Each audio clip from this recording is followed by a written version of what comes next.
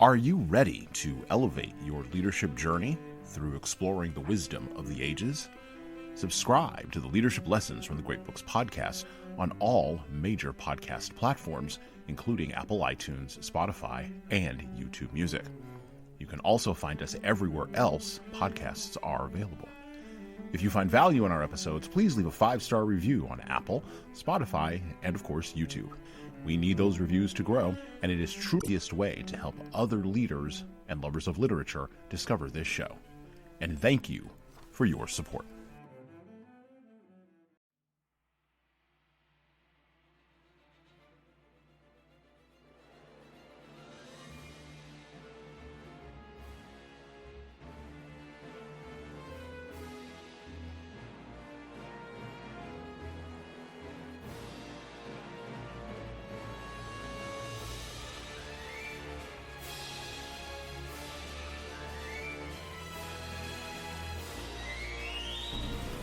Hello, my name is Hassan Sorrells, and this is the Leadership Lessons from the Great Books podcast, Shorts. There's no co-host on these Shorts episodes.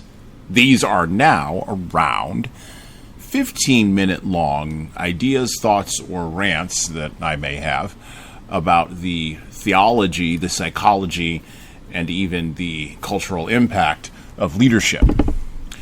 Because listening to me rant and rave for about 15 minutes is still better than reading and trying to understand yet another business book. Especially if that's a business book you got from a guy like myself.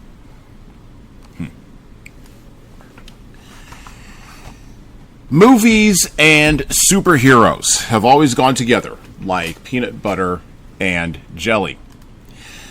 Starting in the 1970s with a campy Batman, and then later on in the 1970s with a serious Superman, filmmaking has taken representing the secular gods of superheroes to the general public to all new and previously unimagined heights. Christopher Reeve, by virtue of being the first portrayal of Superman on the big screen, is thought to embody the iconic and virtuous image of what a superhero should, quote-unquote, be. At least, of course, until the 1990s. And then along came Michael Keaton, and he was in Tim Burton's Batman. Again, by virtue of being the first non-campy, quote-unquote, serious actor to take on the mantle of Batman, Keaton's representation of Batman is considered by many in a certain generation, and we'll get to that in a minute, to be the iconic and darkest image of what a superhero, quote-unquote, should be. But times change and tastes evolve, and movies also evolve. The superhero movie has evolved in our time, in the year 2026, and now we live in the cinematic backwash of the first Iron Man movie, which was released in 2008, along with its various and sundry offshoots. Of course, with this evolution came the rise of the Dark Knight film, with the 3 most iconic movies ever to accurately portray the character, played now by a very British Christian Bale, in 2005, 2008, and 2012. Following those releases, it was 10 years and multiple Marvel movies later that The Batman was released in 2022 to little fanfare and even lower grosses. No one in the film critic world really actually examines this closely, nor do they ever examine the cultural trends behind why some movies work and why others do not. And when the critics who do seek to tie viewership, audience attention, and popular political positions in movies, when they do write something down, they're almost always universally ignored for not expressing the quote-unquote right opinions. Thus, a brilliant critic like Armand White can only be published in the National Review and almost no other place.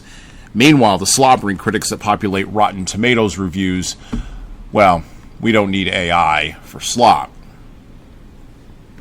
Why am I bringing all this up? Why did I start off with movie superheroics? Because this is the month of July, and while we also cover the Constitution here on the show, and we'll talk a lot about that this month, particularly with it being the 250th birthday of the United States of America, I want to talk about something else that's as equally important or as equally impactful and as equally American as apple pie, and that is the movies, specifically superhero movies, and how they tack on to generations.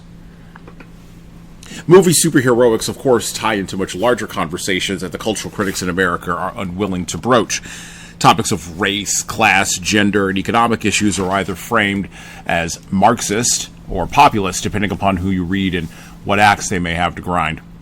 But many people don't look to entertainment to provide a theory of politics, even though the people who create films and other forms of entertainment can't think of anything else to ground their work in other than a theory of politics. But superhero movies and superheroes themselves have somewhat managed to stay above the fray of such pedestrian concerns on the big screen. However, in television and streaming, this is not quite the truth. Partially because television and streaming offer the bandwidth to tell much more complicated and gray-colored stories. And partially because television and streaming offer audiences the opportunity to vote more immediately with both their attention and their subscription dollars. The broader lens of critical understanding of superheroes and their place in American culture has to be grounded, if there is going to be a critical understanding at all, in an understanding of intergenerational warfare, rises and falls in the generational strength of certain ideas and identities, and the changing ways in which generations view themselves and their place in American country's culture.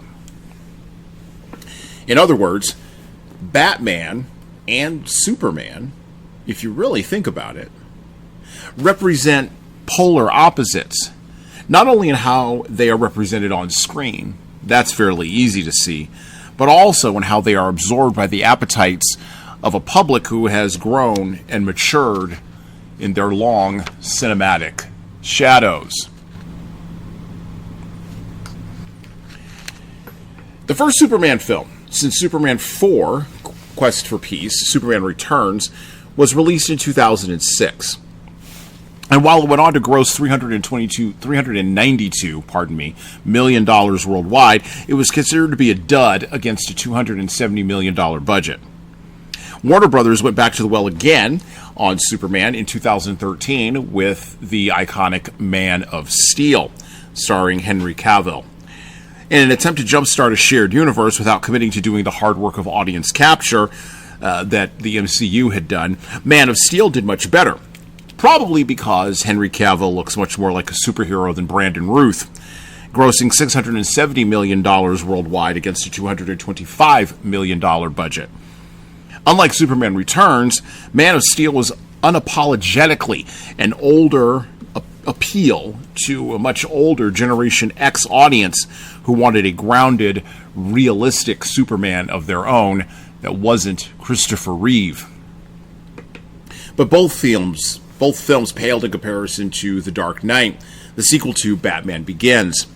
Directed by British Gen Xer Christopher Nolan, he who's about to release The Odyssey, The Dark Knight grossed $1.3 billion against a $185 million budget and nabbed a posthumous Oscar for the dominant role of the Joker, played to chaotic perfection and memeable perfection by Heath Ledger.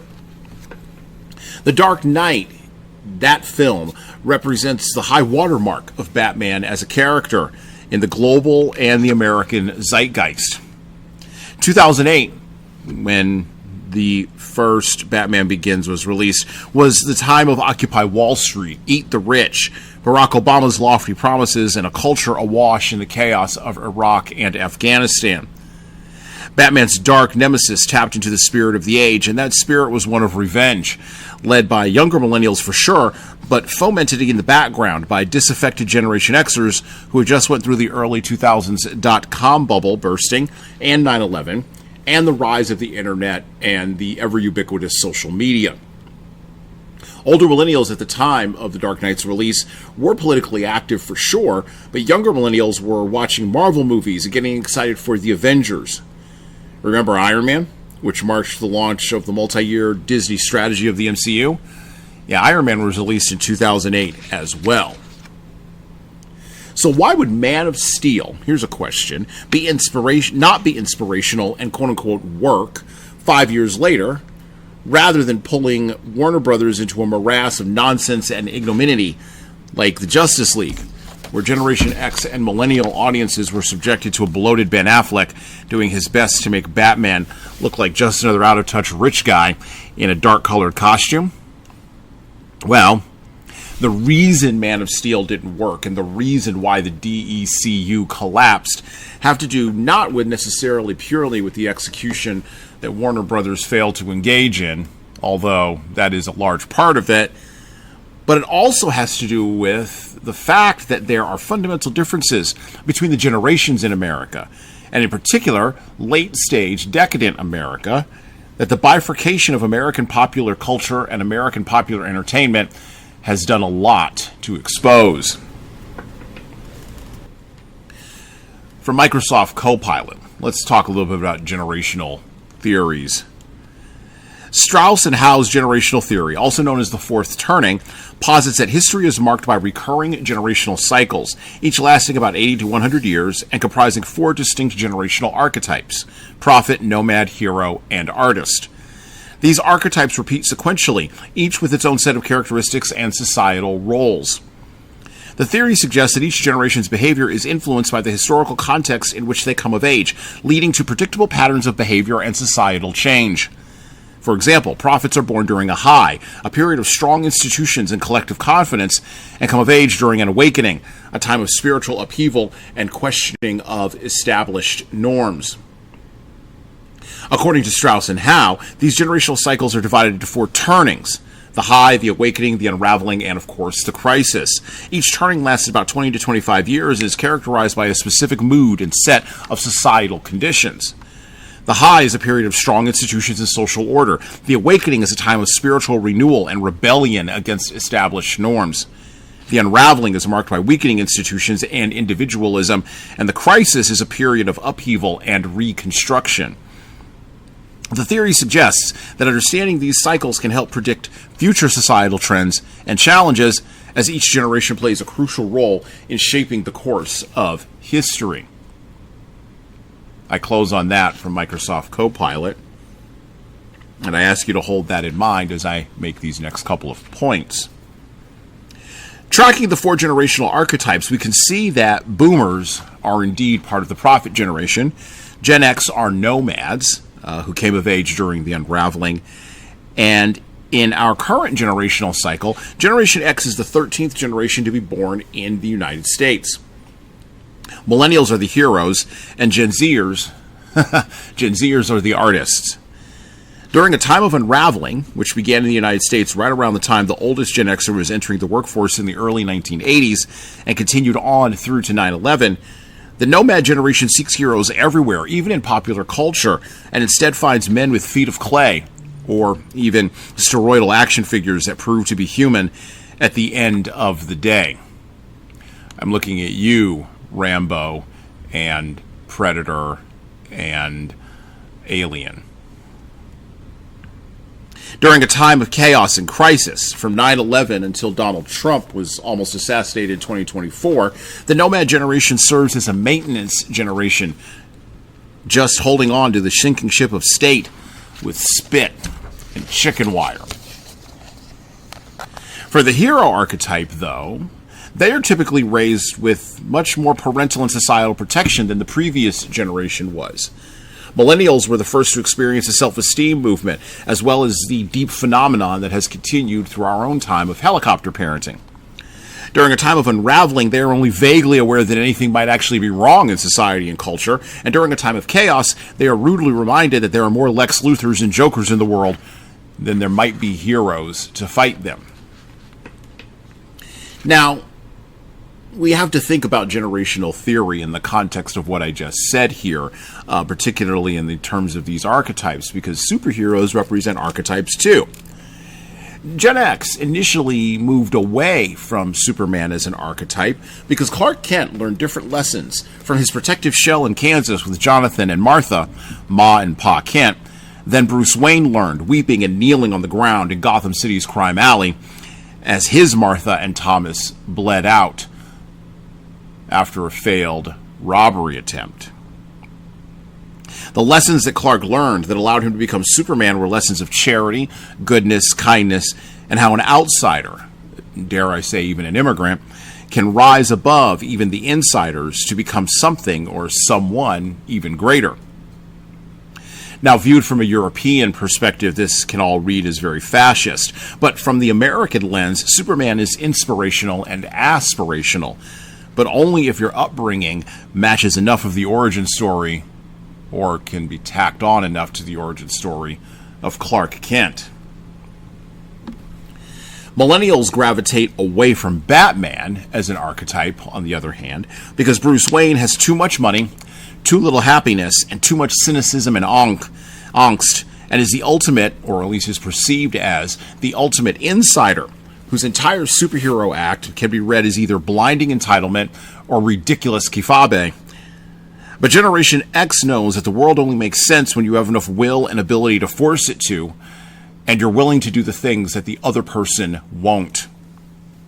The hero archetype doesn't operate on willpower. It operates on circumstances being ideal, or it will rally others to make those circumstances ideal. It's no wonder that the biggest proponents of social justice in our world today are millennial men and women, and your biggest doubters of social justice are the men and women of the Generation X before them. Bruce may admire Clark's never-ending battle to achieve, quote, truth, justice, and the American way, but he also knows deep in his dark heart that someone, at some point, must address the objections of all those people who just won't go along. And addressing their resistance always and inevitably leads to violence. Millennials don't have the stomach for that kind of violence as a generation, which is why they vociferously oppose drafts and warfare, and why their protests are so thin on the ground. While at the same time, they actively encourage rioting and looting in the artist generation who has come after them while looking the other way. So, what are we to make of all of this? How do we round the corner on some of these thoughts, right? We have generational archetypes, and we have Superman and Batman, two twin polar opposites, right? Two halves, some would say, of the same coin. Well, the latest entry to the Superman mythos in film, simply entitled Superman, directed by James Gunn and released last summer, got rave reviews from older millennial normies and others. As of the writing of this particular piece that I'm reading here today, it took in around $260 million worldwide against a $225 million budget. And I think, if I remember correctly, it wound up somewhere in the $600 million territory overall. And of course, word of mouth was strong on that film, and it didn't drop by more than 60%, if I remember correctly, in the second week of its release.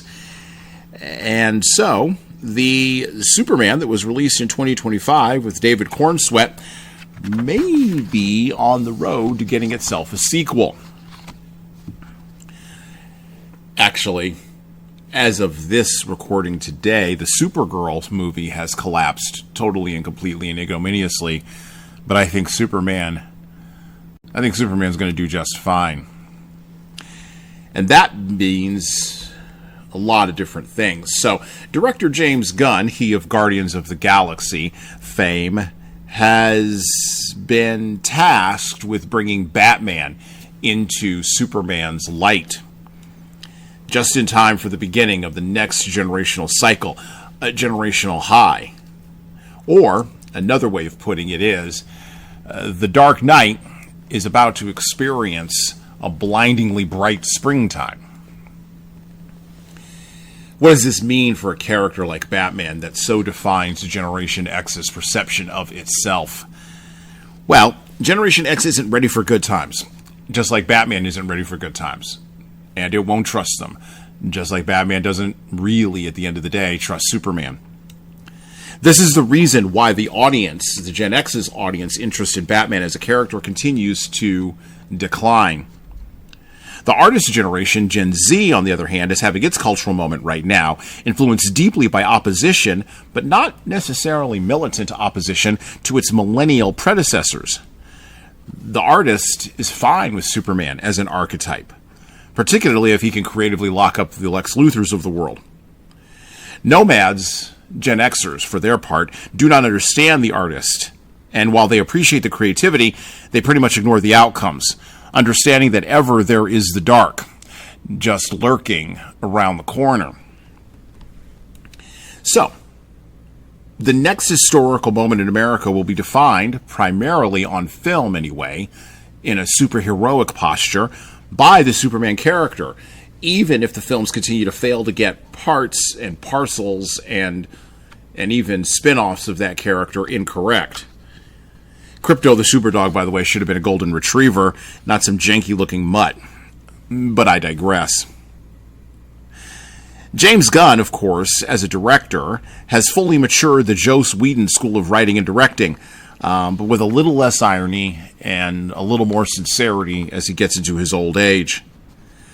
Batman, unfortunately for Mr. Gunn, resists sincerity, viewing such a trait as the trap of the naive and the culturally blind, which is why Gunn will struggle to deliver a Justice League movie of any merit. A Wonder Woman film, heck, he'll do fine either producing or directing that. He's a Hollywood male feminist after all. And Gal Gadot will not, mark my words, will not be invited back. But Batman will defeat him. The only way for a Batman-type character to be accepted by a millennial film audience driven to see heroics that are based in the light rather than the dark is to completely and utterly defenestrate Batman. So, as American culture continues to move into a generational high over the next 10 years, with millennials fully in control of the cultural and social institutions, and Gen Xers left grumbling that none of their contributions to keep everything together will ever be acknowledged or thanked, the sun will rise on Superman, and at the same time set on the Dark Knight. And that weirdly enough is a good thing. In Frank Miller's graphic novel, The Dark Knight Returns from 1986, from where much of our modern conception of Batman comes, Clark Kent recalls Bruce Wayne being brought before a Senate subcommittee focused on regulating and codifying superheroics and superheroes' antics under the paradigm of protecting the public. Think a Patriot Act for someone who can put out a nuclear weapon. And I quote directly from The Dark Knight Returns and Frank Miller, "You were the one they used against us, Bruce. The one who played it rough. When the noise started from the parents' groups and the subcommittee called us for questioning, you were the one who laughed. That scary laugh of yours. Sure, you're criminals, you said. We've always been criminals. We have to be criminals." That quote-unquote scary laugh lies in front of and encompasses all of the irony, cynicism, bitterness, and the willingness to get all the way down into the abyss with the villain, but not to descend all the way to the bottom. And that scary laugh and that ability to deliver it, that is what makes Batman as a cultural heroic ideally one that matches Gen X's mindset, but reads as a tone-deaf construction to the Superman type in the millennial generation. Like I said before, the only way to render Batman palatable for a cultural high is to defenestrate him, rendering him campy and harmless. Think more Adam West than Christian Bale.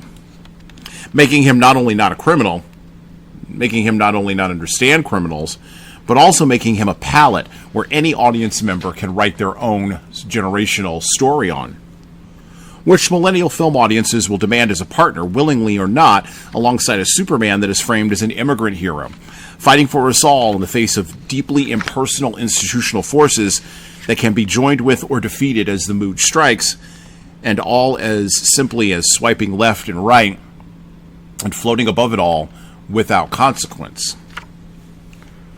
But fear not, my Gen X compatriots. Generational highs only last about 20 years, and the next generation up in the cycle, the sons and daughters of the artist generation and the hero generation, and the grandsons and granddaughters of the nomad generation, the next generation up is the prophet generation. The last prophet generation was raised in the sunshine of the last generational high in America, the 1950s through the 1970s, and they are now being raked across the coals by the very online. You know them as the baby boomers. The prophets born and raised through starting in the 2030s and into the 2050s will be surrounded by a radically different world of technology, including a future that might resemble a weird cross between the most horrible cultural imaginings of Philip K. Dick and William Gibson and the technological wizardry promised us by Hanna-Barbera. But they will be raised for sure in the springtime light of cultural heroes, Promethean all, led by the Hollywood archetypes of Superman. Batman's archetype, however, will be banished to the outer darkness, just like most warnings of a coming unraveling by aging Gen Xers will be summarily ignored.